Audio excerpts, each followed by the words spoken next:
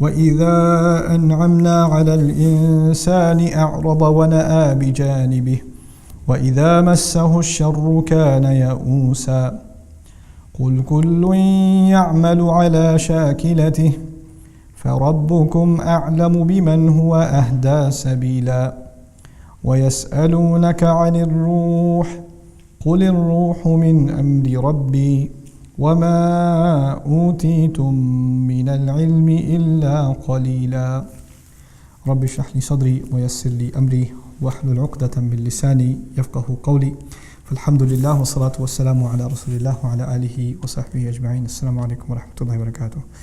So inshallah, in this brief reminder, I want to share with you some ta'ammulat, some reflections from 3 ayat that belong to Surah Al-Isra. This is the 17th surah, and these are ayat number 83, 84, and 85.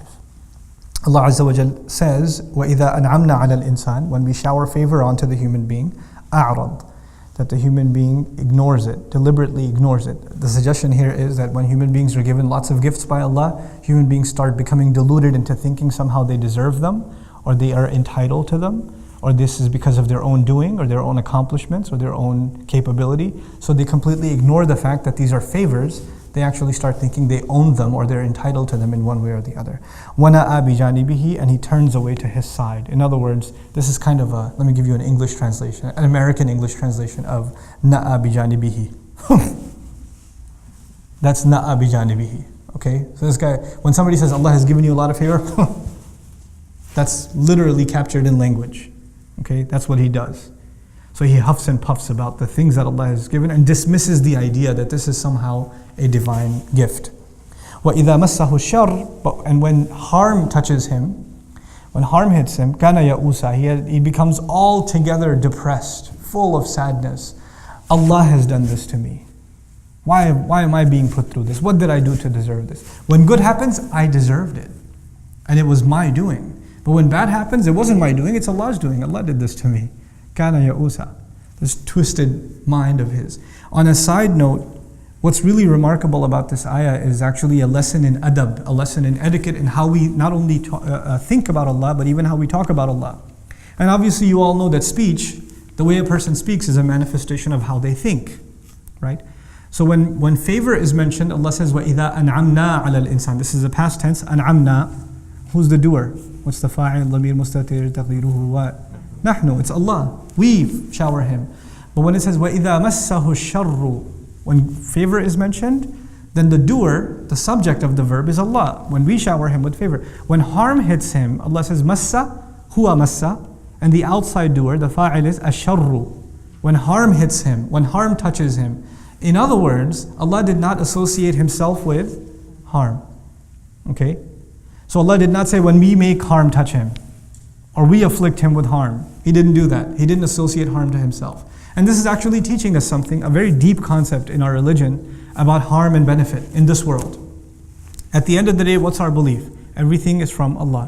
When someone gets sick, it's from Allah. When someone gets better, it's from Allah. That's our belief. Nothing happens except for the will of Allah. But that doesn't mean that we get to talk about it like that. Even though that's the reality, there's supposed to be a certain level of respect. Why is that? And you have to, if it's truth, it's truth. You should just be able to say it. Why code it with formality? This is also an important lesson. Allah teaches us in a way that is suitable for all human beings. You see, a mature student, a mature believer, they know that when good happens, there's good in it. And when that bad happens, there's also good in it. And all of it is a test. This is a mature believer. But anyone short of being mature, anyone that's not that mature in their faith, then when bad happens and you say it's from Allah, how do they think of it? Literally as Allah did something bad and He means something bad by it. Like they cannot process anything more mature than that, right? So Allah reveals language that for someone who's deeply going to reflect will also understand, but somebody who just looks at it on the surface level can still appreciate and not get the wrong conclusion. Harm touched him. Allah did not say when Allah harmed him. Allah didn't say it like that. Because for the immature, just listening to that, you just get messed up. And He's actually correcting the immature by saying, وَإِذَا مَسَّهُ الشَّرُّ كَانَ يَئُوسًا when harm touches him, he becomes entirely depressed. He becomes overwhelmed. Ya'us, actually, fa'ul, this is from ya'is, is mubalagha, extremely depressed. You know, there are some people who are used to success. They're used to just getting 100. They're used to winning every race. They're used to winning every game.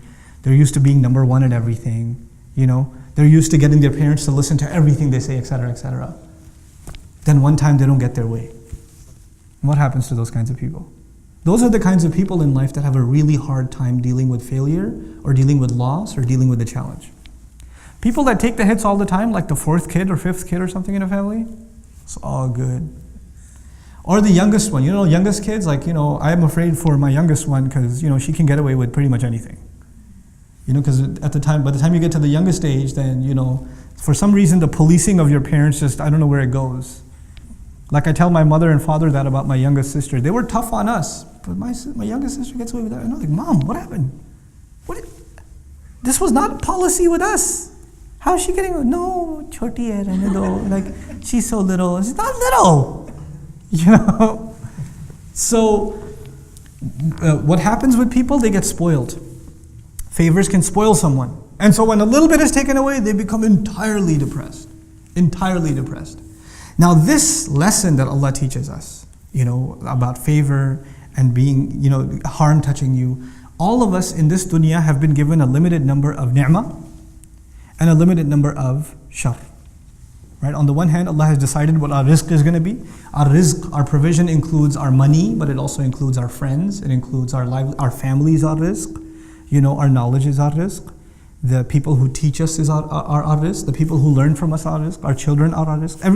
Every good you have in your life is basically your rizq. And you don't have an unlimited amount of this stuff. Where do you get the unlimited stuff? You get that in Jannah. Here, there's a limited supply of what you're going to get. It's written for you. Then on top of that, there's a limited number of challenges that you're going to face in this life. Allah is not going to give you any more or any less than what He's written for you. That's it. It's declared. This is what your lot in life is.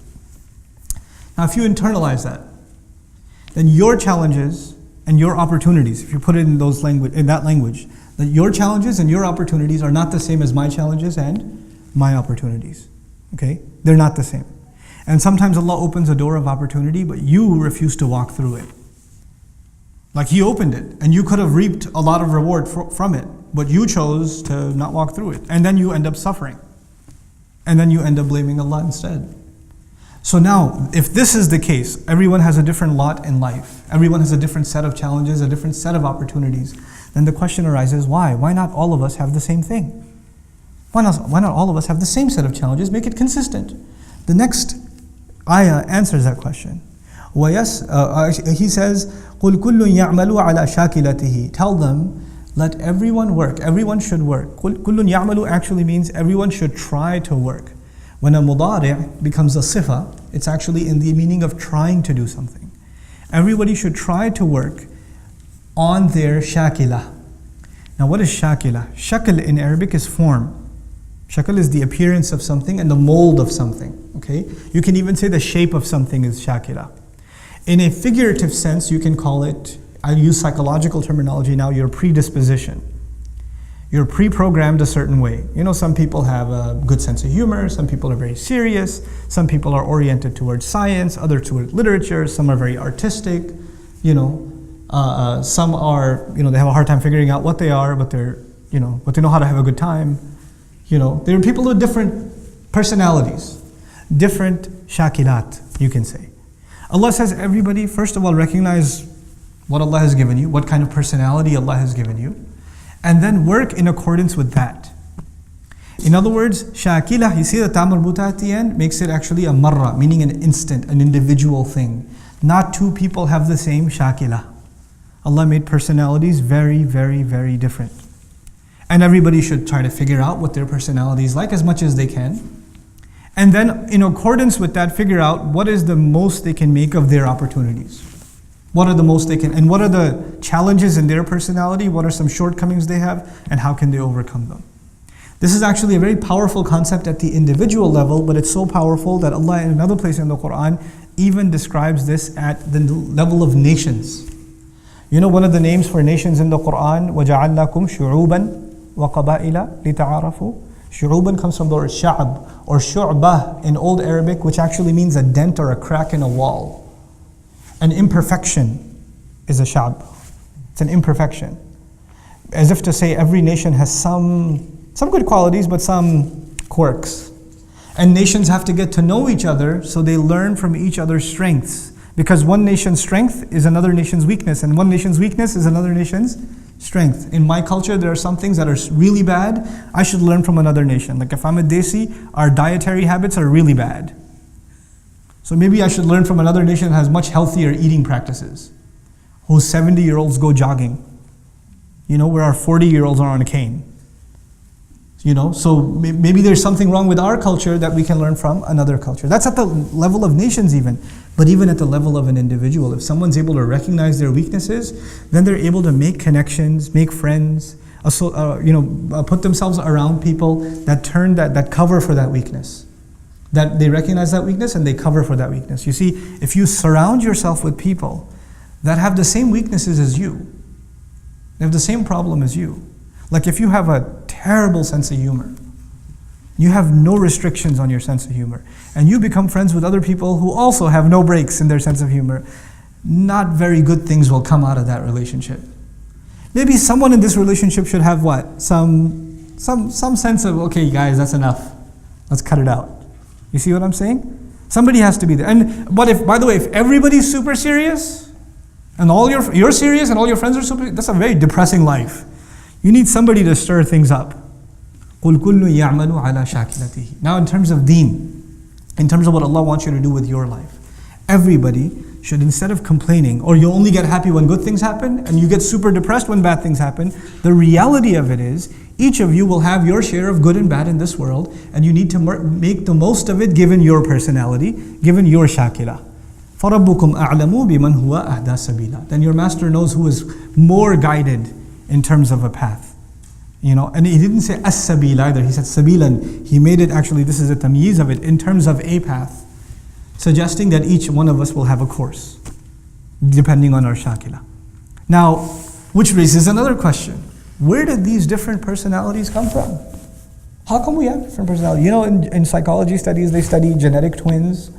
One's favorite color is blue and the other's favorite color is purple, and they're like, we can't figure this out. Genetically, they're the same. Because some said your personality is a product of your genes and your environment, right? Nature and nurture. But then they can't figure out these cases where the nature is the same, genetically they're the same, and they're brought up in what? Same household. So their nature is the same and their nurture is the same, but this guy likes bicycles and that guy likes boats or whatever, This one's into sports and that one's into chess. And they can't figure this out, Genetic twins, how can they do this? Allah Azza wa Jalla actually answers this question. And He says, there is something mysterious about you and what's going on inside you. The next ayah is, وَيَسْأَلُونَكَ عَنِ الرُّوحِ قُلِ الرُّوحُ مِنْ أَمْرِ رَبِّي. They ask you about the ruh, the essence of the human being.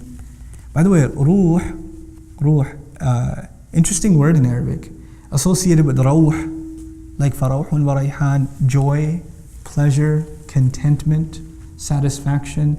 There's something inside of us that is the source of our happiness, is the source of our contentment, and it's distinct to each and every one of us. We can only know very little about it.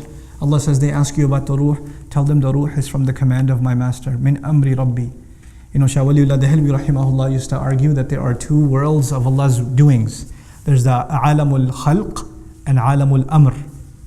Alamul khalq, the world of creation, and the world of command. And what he meant by that is that Allah created this universe, a physical universe, in which there are certain laws that govern it. It's dictated by time, for instance. When you plant a seed in the ground, it doesn't just pop up into a tree, right? There's a process by which it turns into a tree. A baby doesn't just turn into a man overnight or a woman overnight. There's a process, there's a time. And this is the world of khalq. Allah made things with tadarruj in the world of khalq. There's a process and progression in the world of khalq. But there's the alam of al-amr. There's the world of amr, where Allah commands something and it comes into full formation to perfection when? Instantaneously. Like the angels are from what? Alam al-amr. The ruh is from what? Alam al-amr. The Quran is from Alam al-amr. Right? So there's this unseen world where things happen. They're first of all not limited by time like we think of time. They're not limited by distance like we think of distance. They're not limited by process like we think of process. It's its own entity, the world of al-amr, the amr of Allah. Which is why when amr is mentioned, إِنَّمَا أَمْرُهُ إِذَا أَرَادَ شَيْئًا أَنْ يَقُولَ لَهُ كُنْ فَيَكُونُ. When He says amr, He gives the amr that it should be, and it comes into existence immediately. It happens immediately. That's the world of Allah's amr.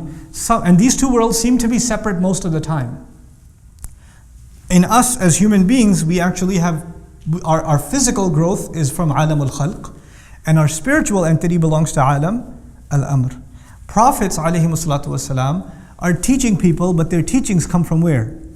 Alam al-amr. And the miracles that they're given, which break alam al-khalq, because they belong to alam al-amr, right? So the fire stops burning in Ibrahim alayhi salam's case, that's from the amr. Now Allah is saying that your ruh, something inside you, belongs to alam al-amr. قُلِ الرُّوحُ مِنْ أَمْرِ رَبِّي.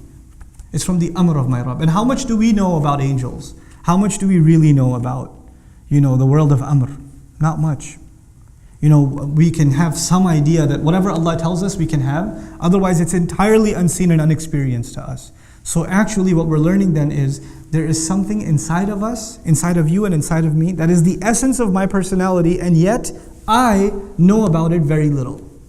وَمَا أُوتِيتُم مِنَ الْعِلْمِ إِلَّا قَلِيلًا. You have been given about knowledge, from within its knowledge, within knowledge itself, very, very little. There's something inside us so powerful that we can't even know it ourselves. Now, think about this in retrospect. The human brain, the physical brain.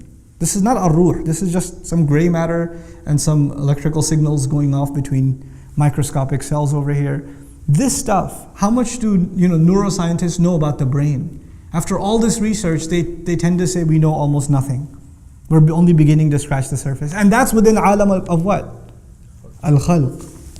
So how are we going to know anything really about alam al-amr, the ruh?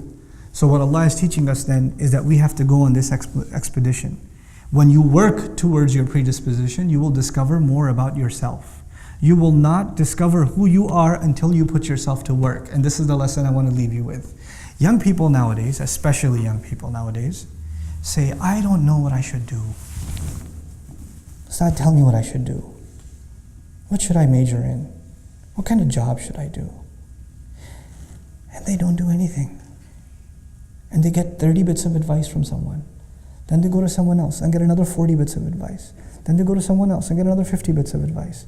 And they have all this advice from all these people, and they say, well, I asked 100 people and I got 100 different kinds of advice. Yes, that's because you asked 100 people and you got 100 different kinds of advice, because human beings are individuals. They're going to give you individual advice. Until you put yourself to work, you're not going to discover who you are. You're not going to know your strengths, and you're not going to know your weaknesses. Stop being afraid of work. Stop being afraid of jumping in, trying something, failing. Failure is good for you.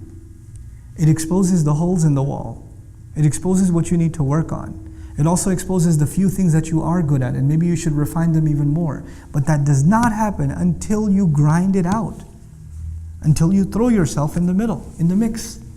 I'd like you to think of the fact that our ruh is from alam al-amr, but this life that Allah gave us here, in which we can put ourselves to work and discover ourselves, is not an unlimited life, is it? So, between coming of age and sleep, and then old age where you pretty much become senile, we don't have a lot of years to figure ourselves out, to put ourselves to work. So don't be afraid to try things. Allah has given us this incredible adventure in the world. Don't be scared to try stuff. The fact that you've taken the adventure to try to learn Arabic is cool, but this is just the beginning. Try things in business. Try things in your education. Try things try a different kind of job. Try things. And if you live your life just afraid, I'm not sure if it's going to work or not. I'm not sure if I'm going to succeed at that or not. Those are the kinds of people that will only sit on the sidelines and not do anything in life. You have to stop being afraid of failure. You have to work on your shakila. You have to let go of that inhibition. And once you let go of it, amazing things will happen in your life. When you stop being depressed about failures. My favorite student, I've taught, Dream's been around for now 5, you guys are year number 5, it's crazy. You guys are year number 5. One of my favorite students of all time, I'm not going to name him. You know what his problem was? Allah created him not to learn Arabic. That's what I say about him. He's my favorite student. I love him to death. This guy, no matter how hard, and he studied harder than anyone else I know. Day in, day out. He's sitting in class, breaks, everybody else is playing ping pong or slapping each other. He's studying. People are taking lunch breaks. He's studying.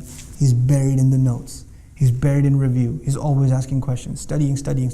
He's got piles and piles of notebooks that are filled up with his notes, and get another one and another one and another one. His hand's starting to hurt. No, I'm not going to use a laptop because that's for lazy people. I'm going to study. And he's one of my close friends. He and I used to hang out a lot before. I was like, hey, why don't you come learn some Arabic? He goes, yeah, I'll do it. And he jumps in. And then now during the year, I call him, hey, you want to go hang out, get some pizza or something? No, bro, I got to study. I'm his teacher during the day. And at night, I'm telling him, hey, you want to go hang out? No, bro, I got to study. Thanks a lot. Click. And he, on so many exams, failed miserably. But I don't feel bad for him at all. That is effort worth doing. And there are people who did not apply themselves and got easy hundreds. And first of all, I don't even think it was worth their time, the education they received. And I don't respect what they did. I respect what he did. I'm going to try something and I'm going to give it my best. I'm not going to run at the first sign of failure. I'm not just going to walk away and just do something else. You know, where there's this idea that even the line of work you're going to do, the career, the pursuits you're going to make, the efforts you're going to make, so long as you find them enjoyable, you should do it. The moment you have a boring day or two, you should be like, I need to do something else. I'm going to move on to something else. Really? This is not Jannah. You have good days and bad days. This life is like that. When favors are being showered, everything's happy. I'm perfect. This is the way I need to be. And the moment things don't go your way, kana ya'usa. You become super depressed. I don't know if this is the thing for me. I don't know if I should even be doing this. It happens to students. They fail one test.